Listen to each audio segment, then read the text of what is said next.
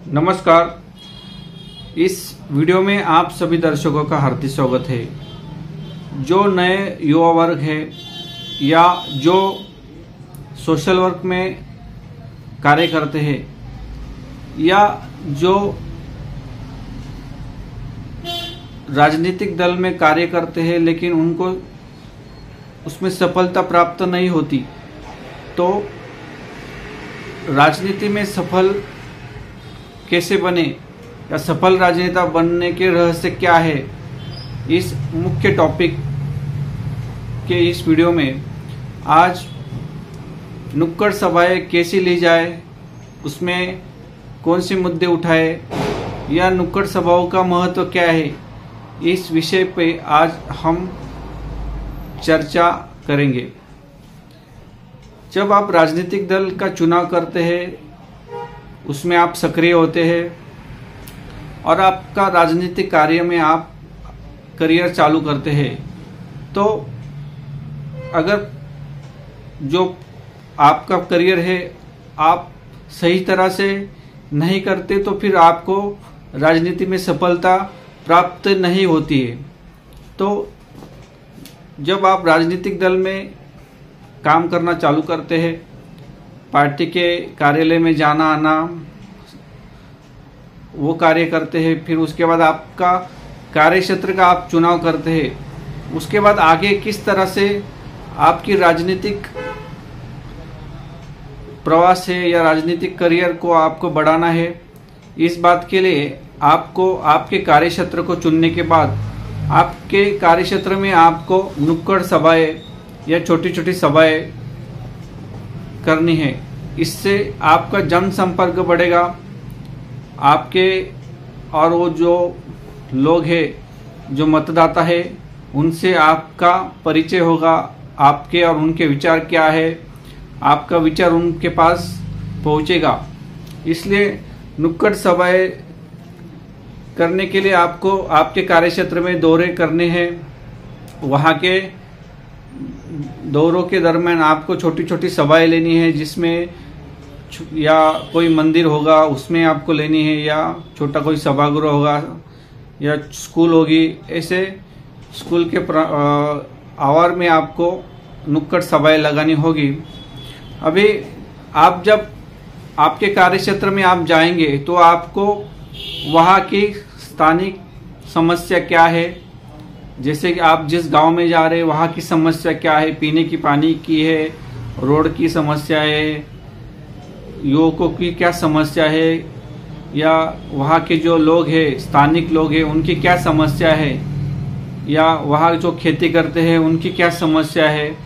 महिलाओं की क्या समस्या है, ज्येष्ठ नागरिक है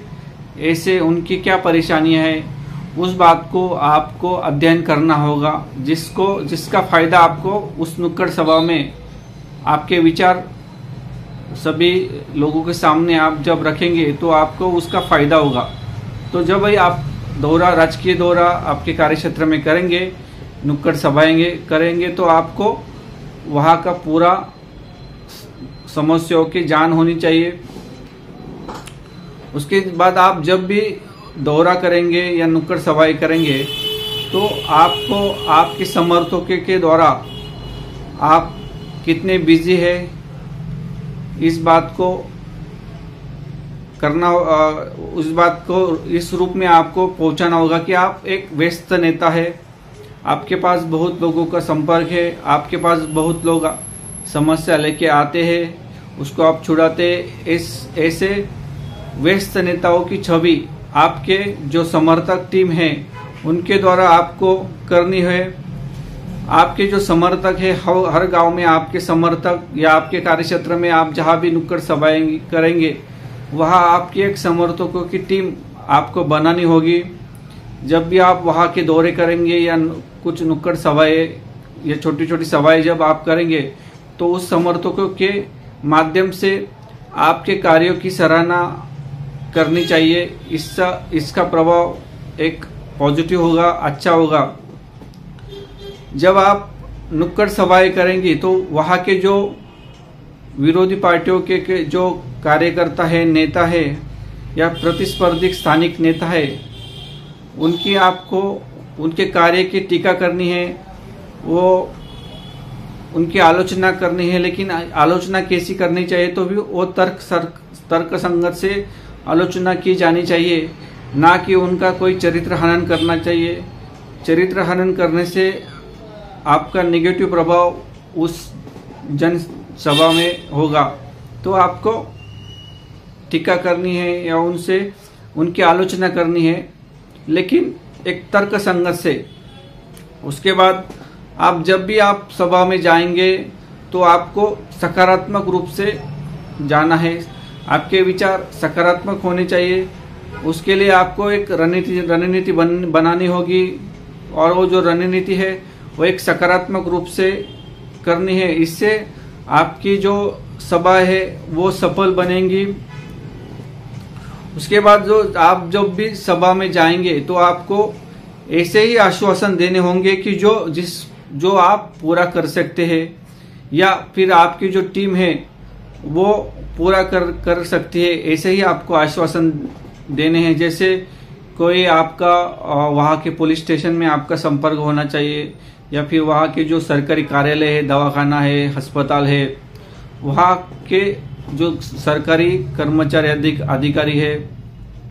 पंचायत समिति है, ग्राम पंचायत है, या फिर शहर भाग में देखेंगे तो फिर नगर पालिका है, महानगर पालिका है, कि वहाँ के जो सरकारी कर्मचारी अधिकारी है उनसे आपका संपर्क होना चाहिए। यदि कोई आपके सभा के दौरान कोई आपसे कोई समस्या लेके आएंगे तो फिर आपको वो समस्या तुरंत वो अधिकारी को फोन लगा के